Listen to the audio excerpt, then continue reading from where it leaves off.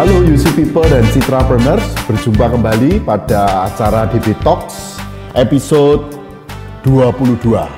Ya, hari ini kita berada di ruangan yang antara kita dengan saya ini baru pertama kali masuk ruangan ini. Ya, ruangannya keren teman-teman. Ya, ini ruangan di lantai 12 Universitas Ciputra.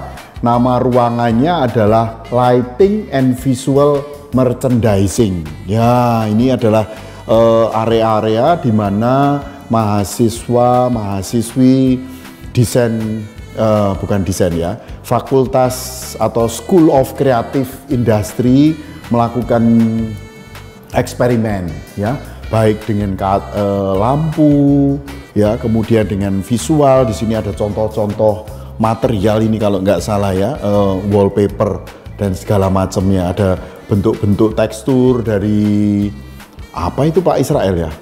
Itu rasanya lantai ya, wood, model lantai ya.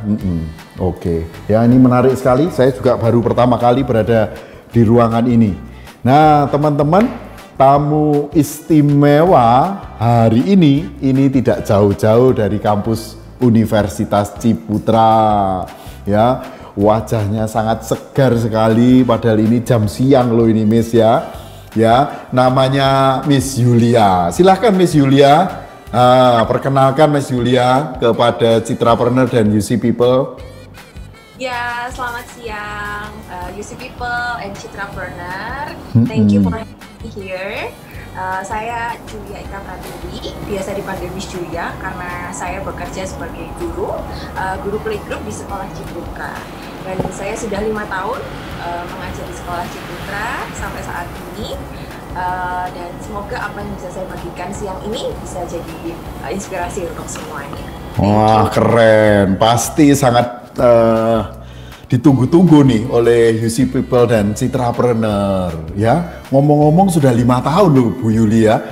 Ya. Baru pertama kali ini yang ngomong-ngomong dengan saya ya. Iya, biasanya melihat dari kejauhan Pak.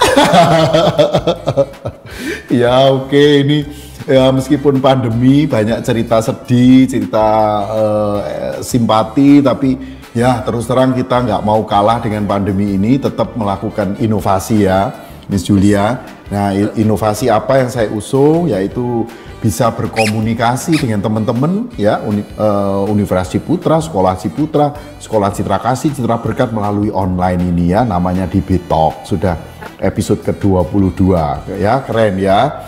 Nah, Miss, gimana nih cerita pengalaman bekerja 5 tahun di Sekolah Ciputra? Waduh, kalau saya lihat Sekolah Ciputra paling bagus itu sekolah di Jawa Timur rasanya ya. Saya juga terus terang Miss Julia sangat bersyukur, sangat berterima kasih. 2 putri saya itu alumni Sekolah Ciputra ya, dari kelasnya Miss Julia ya, dari TK sampai high schoolnya ya. Dan sekarang 2 putri saya ini lagi siap-siap untuk satu exchange students ke Lyon, France. Wow. Ya, sebagai dia di kedokteran hewan di UNER, program internasional, yang adiknya juga di program internasional UNER hukum, sekarang mau berangkat ke Maastricht di Belanda. Jadi ini kakak adik dalam hari yang bersamaan akan berangkat ke Europe. Ini berkat siapa Miss? Berkat guru-guru Sekolah Ciputra ya. Jadi ini memang apa sih yang ibu kerjakan itu ya, saya sampai heran itu anak saya kalau mengerjakan banyak hal itu sampai malam-malam begitu ya. Nah, ini di level TK 5 tahun ini kan pasti kaya dengan pengalaman. Miss, ceritakan Miss pengalaman yang unik ya, apakah masa pandemi atau sebelum pandemi, monggo. Oke, ini saya promosi tapi ini jujur. Saya sendiri bangga sekali jadi bagian dari Ciputra Group. Nah, seperti yang dibilang kan, anak-anak Bapak itu sangat ready untuk mau pergi kemanapun, studi dimanapun itu ready. Karena mental memang sudah disiapkan. Itu yang jadi resep rahasia di Sekolah Ciputra ya. Jadi sebagai guru itu bukan hanya guru yang disiapkan mentalnya, tapi juga. Jadi apa yang aku dididik di sekolah Pak, di sekolah Ciputra. Jadi saya bicara sebagai guru di sekolah Ciputra, saya bisa bilang Ciputra Group ini memang menghidupi sekali slogan ini ya. Jadi inovasi is a lifestyle, bukan option. Nah, oke. Inovasi is a lifestyle ya. Wah, innovation is lifestyle. Wah, keren Miss. Nanti tak pinjem itu. Tak pinjem itu quote-nya. Itu resep rahasianya. Karena apa? Guru itu adalah cerminan nantinya gitu loh. Apakah sekolah itu siap atau tidak menghadapi situasi yang berbeda. Contohnya seperti saat ini. Ketika semua struggling dengan situasi COVID seperti ini, saya bisa balik layar, sekolah ini benar-benar tidak berhenti untuk mencari jalan keluarnya. Bahkan kita itu belajar metode yang baru, lalu teknologi itu kita kupas apa yang bisa mendukung kita untuk bisa mengajar dengan baik walaupun daring ya. Betul. Siso, ada punya siso itu ya Miss ya? Betul. So, setelah ini kita mau ada lagi yang baru namanya Tode Pak, itu keren juga. Saya malah belum tahu itu Miss. Nanti Bapak sekali. Jadi guru-guru ini pun itu disiapkan secara mental bahwa it doesn't matter apapun situasinya, kamu pasti bisa menemukan jalan keluar inovasi, bahkan tidak usah setiap tahun, setiap hari kita mengajar anak-anak itu pun kita harus berinovasi. Karena apa? Kita bekerja untuk humans gitu, orang itu kan dinamis, mereka berubah, bertumbuh. Jadi setiap hari kita istilahnya sudah dididik untuk bisa berinovasi setiap hari gitu Pak. Jadi inovasi seperti ini tuh tidak membuat kita takut ya, karena setiap hari kita hari ini anaknya sedih, besok anaknya senang, itu pun sudah challenging buat kita untuk terus berinovasi. Demikian. Miss, saya masih kurang begitu jelas Miss. Tak kasihkan contoh-contohnya apa sih Miss gitu ya? Apa Miss? Saya sebagai parents gitu ya, sebagai pengelola sekolah itu juga ingin menularkan hebatnya sekolah Ciputra ini ke sekolah Citra Berkat dan Citra Kasih Miss. Ayo Miss, kasih contoh Miss, apa Miss? Kita kan tidak hanya subjek ya, ketika sekolah berfokus pada subjek, kita mematangkan namanya skills. Karena skills itu apapun subjeknya, apapun bentuk kehidupan dimanapun kita berada, skills itu adalah penting sekali gitu untuk membuat skills kita, ya. Betul. Nah, kita punya ATL itu approach to learning namanya skills. Jadi contohnya di playgroup kita sudah mengajarkan self management skills. Kok bisa playgroup 3 tahun belajar self management skills? Dari hal yang paling sederhana, mereka take turn. Take turn itu Pak, kalau nggak diajarkan dari kecil, itu besarnya sulit sekali. Apa itu? Apa itu Miss? Take turn itu apa? Giliran gitu? Ya betul, menunggu giliran. Mereka jalan harus line up, harus berbaris. Apapun ngomong pun harus noise levelnya ya. Betul, noise level. Wah Bapak lebih. Aku kan lebih tua Miss. Bukan lebih pinter. Aku pernah lihat itu. Ya, saya pernah bertanya itu bagaimana ya adik-adik di sekolah kita atau anak-anak di sekolah kita itu kalau naik tangga itu kok bisa kayak tentara baris gitu ya, nggak perlu diteriak-teriaki, wah kayak bonek gitu kan, nggak perlu ya. Mereka udah bisa jalan sendiri ya, keluar kelas, moving kelas itu nggak bengok-bengok begitu ya. Terus take turn, tidak, tapi di anak-anak itu mengerti why, kenapa kita harus melakukan itu yang terpenting. Jadi kita belajar lewat konsep Pak. Misalnya kita belajar tentang hewan, kita nggak cuma belajar hewan itu ABC, tapi kita belajar misalnya, contohnya responsibility konsep. Bagaimana kita itu sebagai humans tuh being responsible terhadap living things yang lain, makhluk hidup yang lain. Jadi lewat konsep belajar skills juga itu matang gitu Pak. Anak-anak tahu alasan mereka berbuat demikian, nggak cuma disuruh miss atau disuruh papa mama. Miss Julia ceritakan dong, ada kisah-kisah menarik, unik ya, apakah di masa pandemi Miss yang mungkin ada hal-hal yang khusus atau sebelum itu, monggo Miss. Ini sebagai alumni jurusan psikologi ini kan, wah keren ini. Iya Pak, kalau masa yang lampau ya, sebelum saya bekerja di sekolah Ciputra, waktu saya sudah berusaha mencari pengalaman tentang pengalaman bekerja ya, tapi pada saat itu secara sukarela. Nah, waktu itu saya sebenarnya tidak ingin menjadi guru karena bagi saya guru betul, karena guru itu harus organize. Orang yang sangat organize itu menurut saya guru. Jadi dia harus disiplin dulu sebelum mendisiplinkan orang lain. Orang lain, betul sekali. Nah, challenge buat saya karena disiplin gitu. Masa sih, Miss? Kelihatannya organize kok. Coba untuk mencari pengalaman gitu lah, kok waktu itu Tuhan mempertemukan dengan pengalamannya sebagai sukarelawan di sekolah, lagi-lagi mengajar. Nah, tapi pada saat itu saya sukarela di sekolah yang memang dengan rata-rata muridnya kondisi ekonominya memang kurang. Perlu support lah ya. Betul. Tapi dari pengalaman itu saya lihat banget sih Pak, bahwa guru tidak sekedar pekerjaan, tapi mereka datang ke sekolah itu untuk mencari cakrawala yang baru selain di rumahnya lewat guru gitu loh.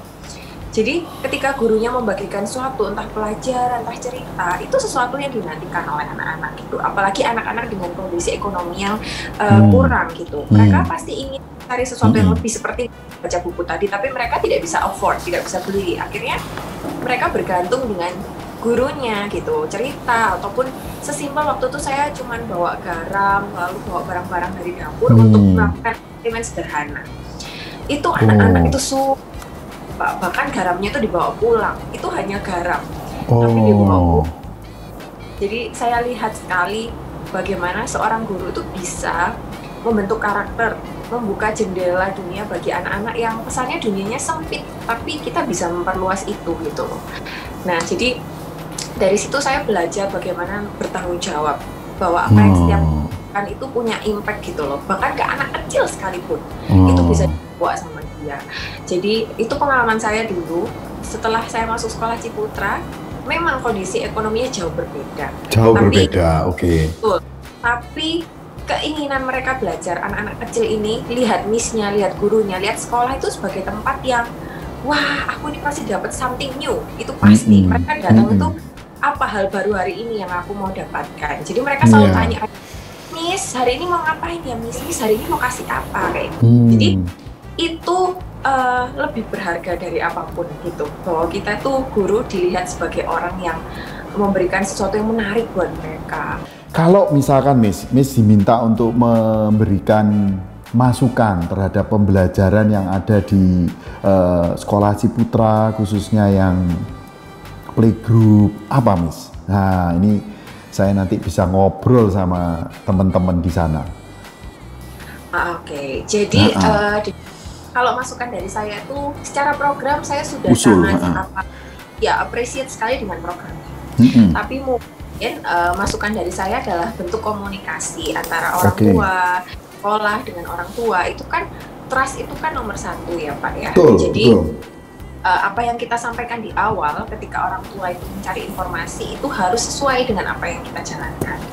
Nah, bukan saya bilang tidak sesuai, bukan. Tapi setiap perubahan program, setiap perubahan kurikulum dan metode itu harus secara matang dipikirkan impact-nya.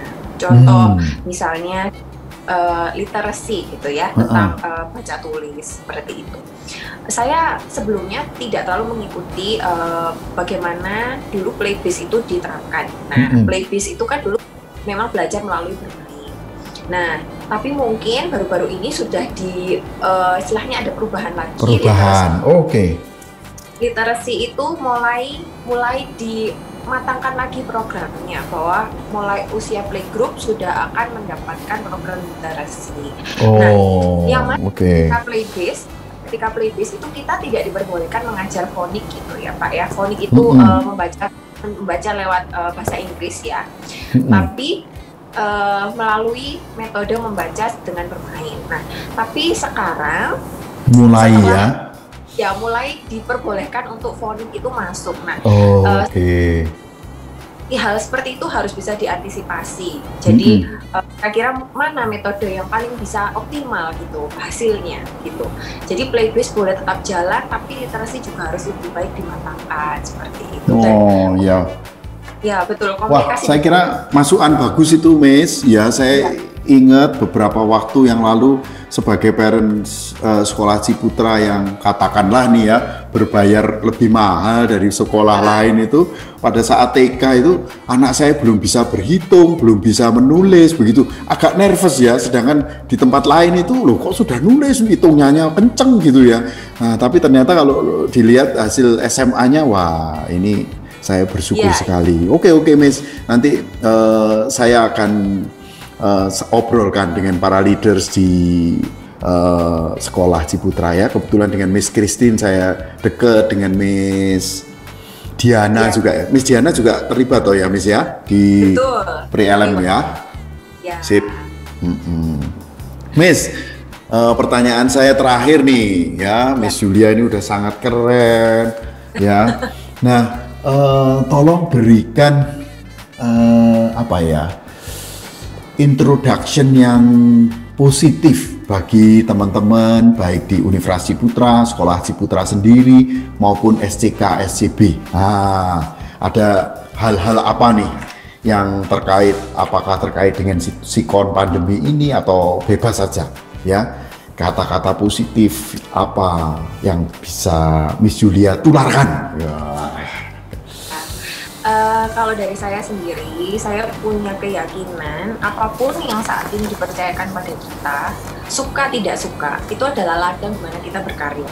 Jadi ketika kita punya ladang berkarya, ketika orang lain mungkin saat ini sedang mencari ladang itu, tapi kita sudah punya, walaupun kita mungkin tidak suka, kurang luas, atau terlalu sempit, atau terlalu sulit, tapi percayalah, di situ ditempatkan, kamu pasti dimampukan, jadi berikan yang terbaik, dan jangan lelah untuk berinovasi setiap hari. Setiap hari, wah, begitu dari dirimu sendiri, skillmu apa, lalu ditularkan kepada tempat kamu bekerja. Wah, keren Miss Julia. Dan buatlah inovasi itu sebagai lifestyle. Wah, keren. Wah, keren sekali Miss Julia ya. Terima kasih banyak ya Miss Julia sudah berkenan ngobrol-ngobrol di DB Talk episode ke-22 ya.